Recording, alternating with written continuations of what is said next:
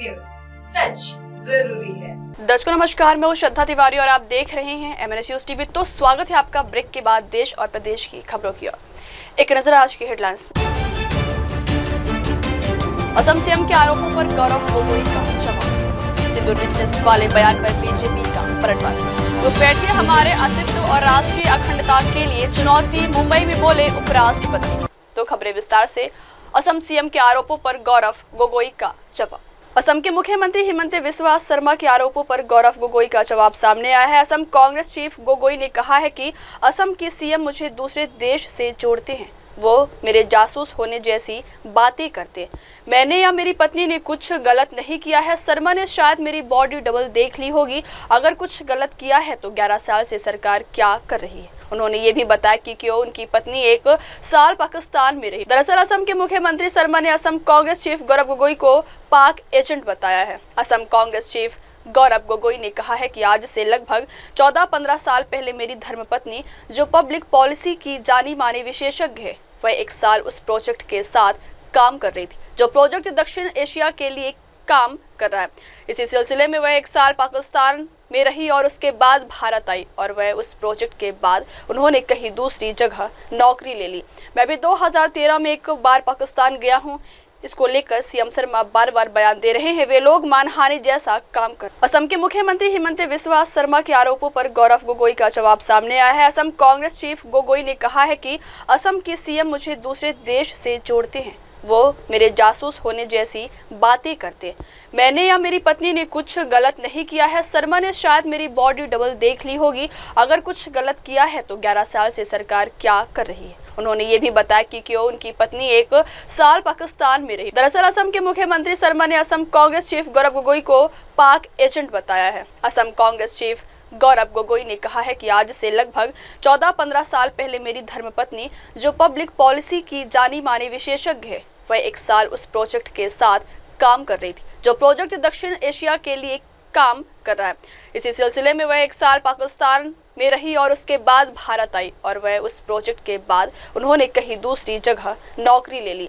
मैं भी 2013 में 1 बार पाकिस्तान गया हूँ।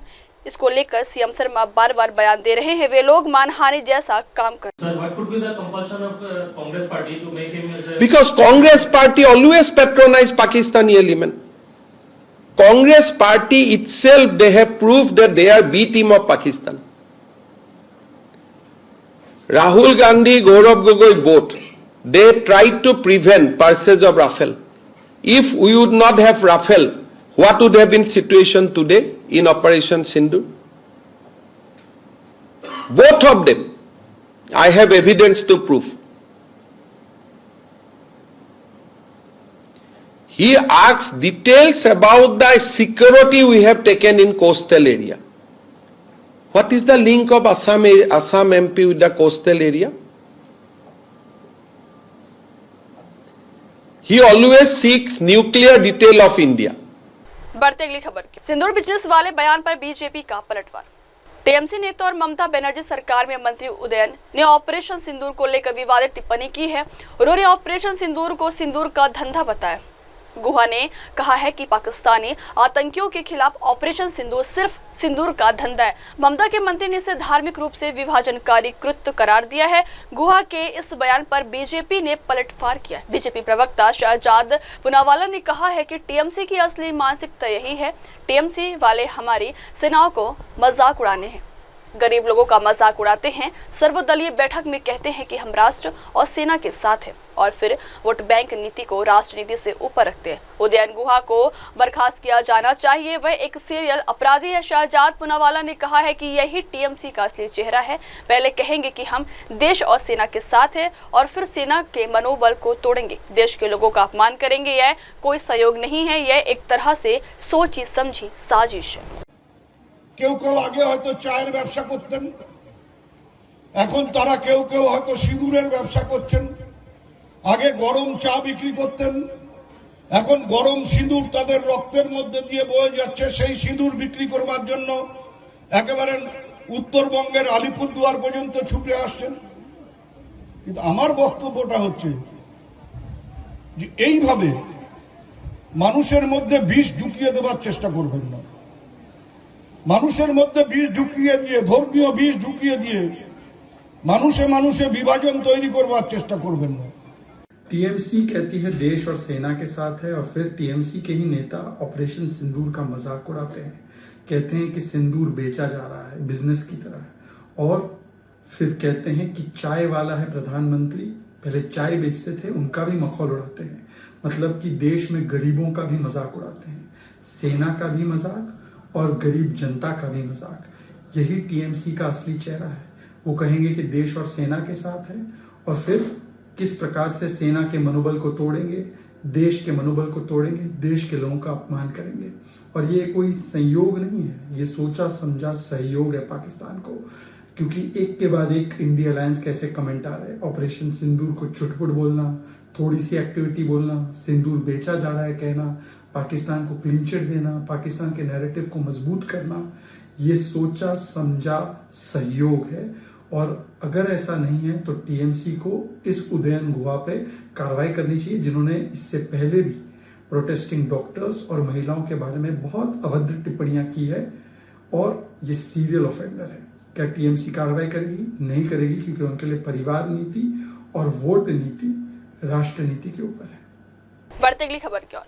घुसपैठिया हमारे अस्तित्व और राष्ट्रीय अखंडता के लिए चुनौती बोले मुंबई में उपराष्ट्रपति जगदीप धनखड़ ने घुसपैठियों को हमारे अस्तित्व और राष्ट्रीय अखंडता के लिए चुनौती करार दिया है।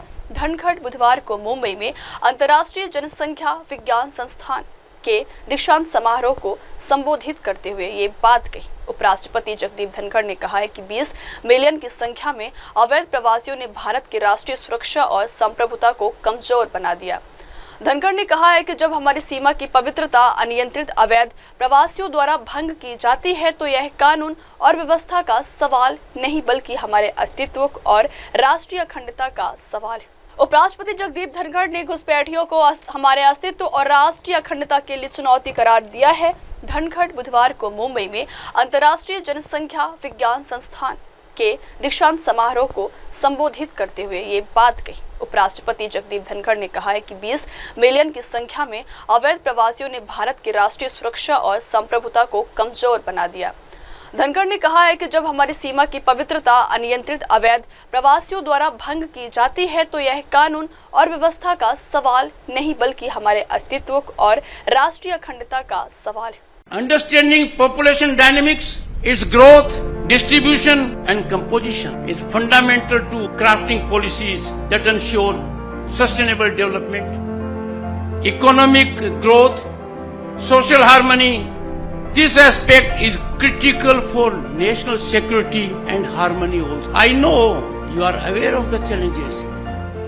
Your data will awaken those who need to address these challenges that have taken monstrous dimensions. बढ़ते अगली खबर क्या।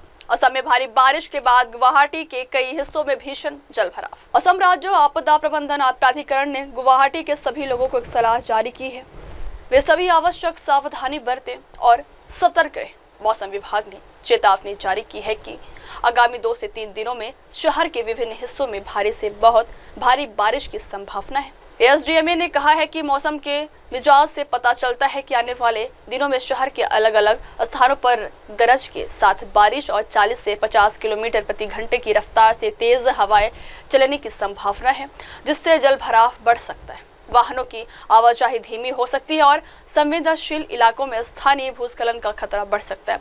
शहर के अधिकारी स्थिति पर बारीकी से नजर रख रहे हैं और आपातकालीन प्रतिक्रिया प्रणालियों को अलर्ट पर रखा जा रहा है।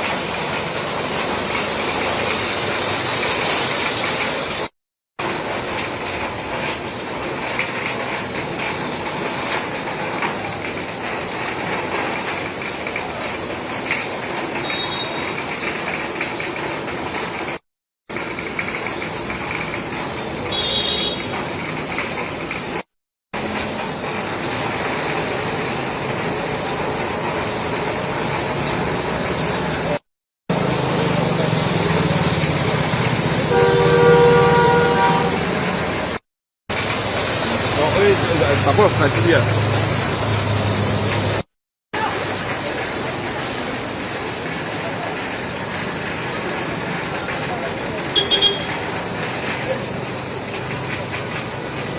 Lah.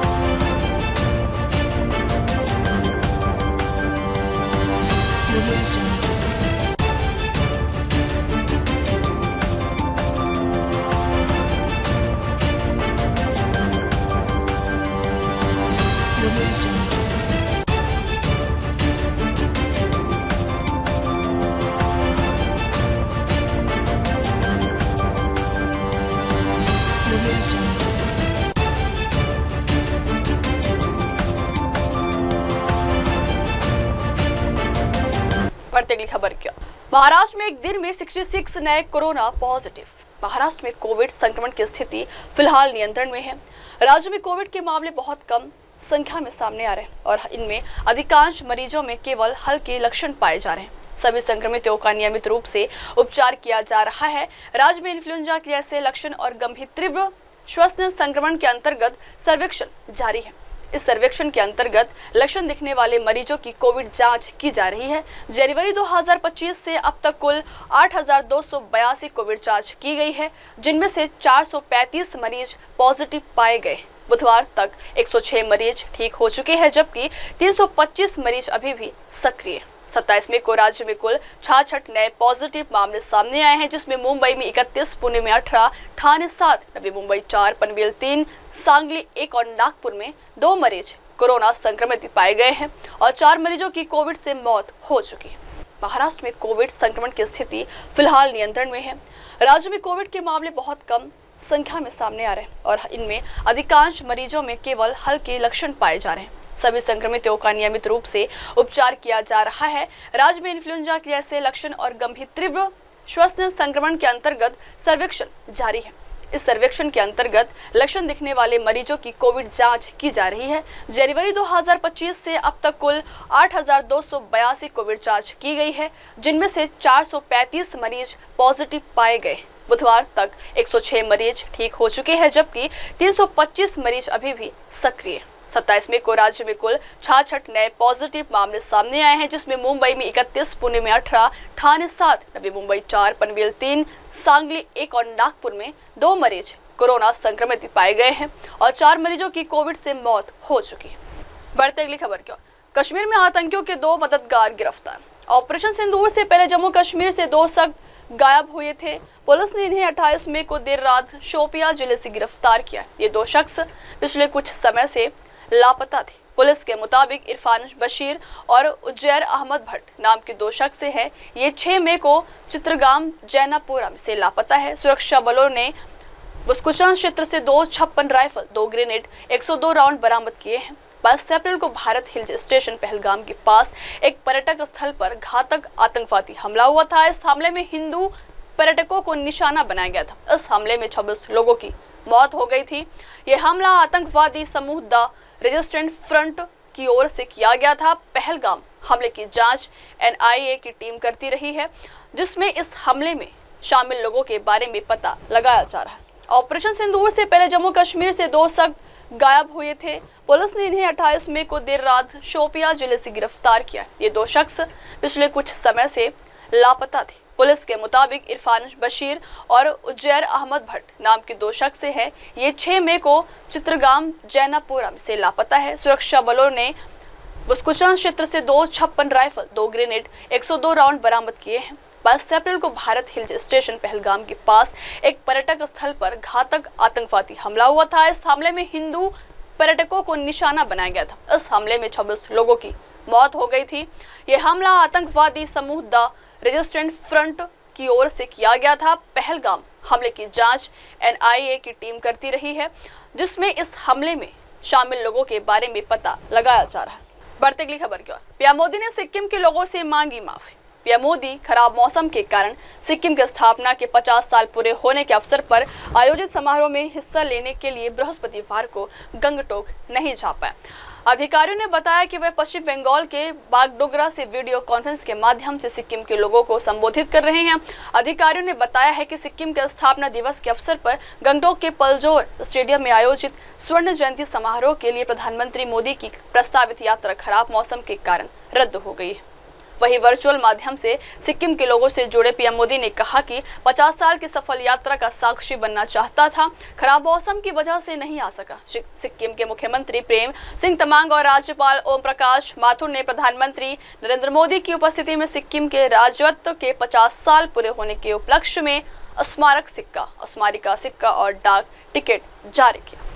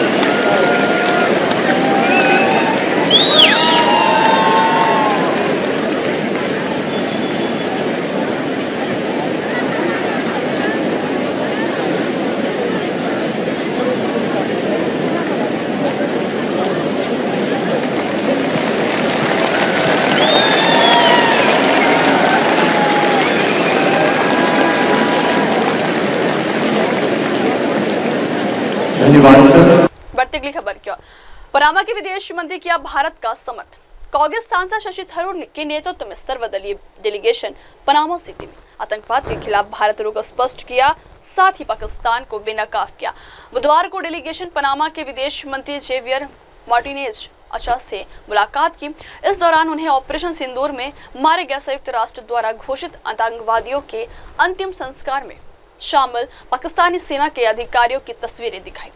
मुलाकात के बाद पनामा के विदेश मंत्री जेवियर मार्टिनेज आचा ने आतंकवाद के खिलाफ लड़ाई में भारत को अपने देश का समर्थन देने की बात कही और कहा, हम आतंकवाद को प्रायोजित करने वाले देशों को बर्दाश्त नहीं कर सकते। आतंकवाद के मामले में हम भारत के साथ खड़े हैं। हम किसी भी तरह के आतंकवाद को बर्दाश्त नहीं कर सकते। हम एक लोकतांत्रिक देश है। भारत दुनिया का सबसे बड़ा लोकतंत्र है जो सिद्धांतों को महत्व देता है और हम किसी भी तरह की आतंकवाद के खिलाफ मिलकर लड़ेंगे।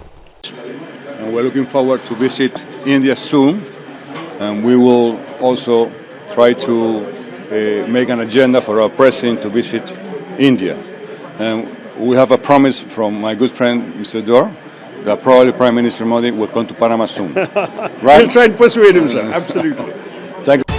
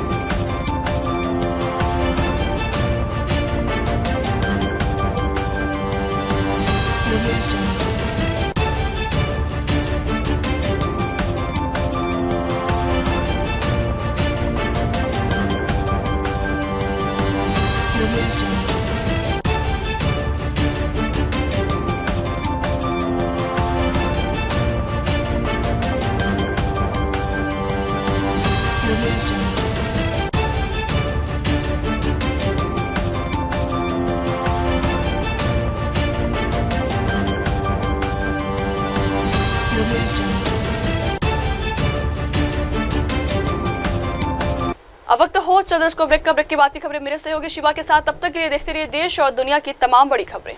धन्यवाद। हाय हेलो नमस्कार, मैं हूं पंकज विष्णु और आप देख रहे हैं MNS न्यूज। आप देख रहे हैं MNS न्यूज, सच जरूर।